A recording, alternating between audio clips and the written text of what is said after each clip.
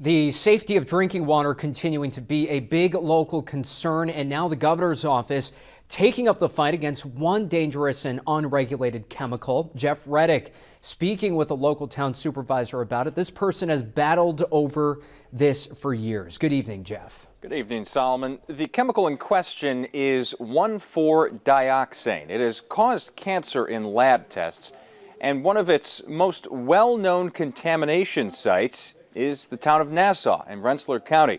Problem is, there is no national scientific standard on just how much 1,4-dioxane is toxic to humans.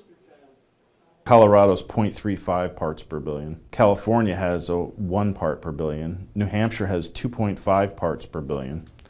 And Massachusetts has 0.3 parts per billion. But in Supervisor David Fleming's hometown of Nassau, and really in the entire United States, there is no unified parts per billion standard on how much of the chemical 1,4-dioxane is safe for human consumption. That's a real problem.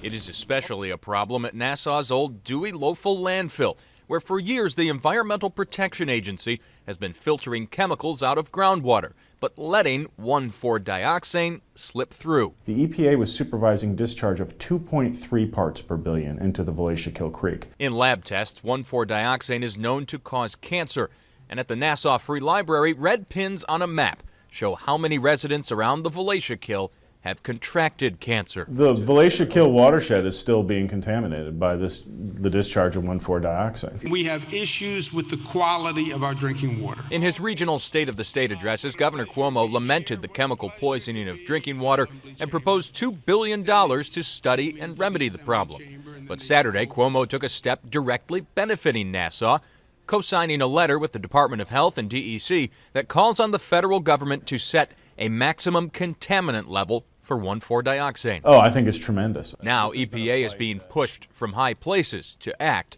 but until that happens, Dave Fleming remains undeterred. We'll continue our fight, and we'll continue to do the things we've been doing. You know, we applaud the governor's efforts, and we'll be enlisting other elected officials at every level of government to support that call. The Environmental Protection Agency, the target of the governor's call, sent back a short statement today. Quote, "We are reviewing internally and will respond to the governor's letter." End quote. There is no stated timeline for an EPA response, and Solomon, tonight 1,4-dioxane continues leaching into Nassau's water. And a story we will continue to follow right here on Time Warner Cable News. Jeff, thank you for that report.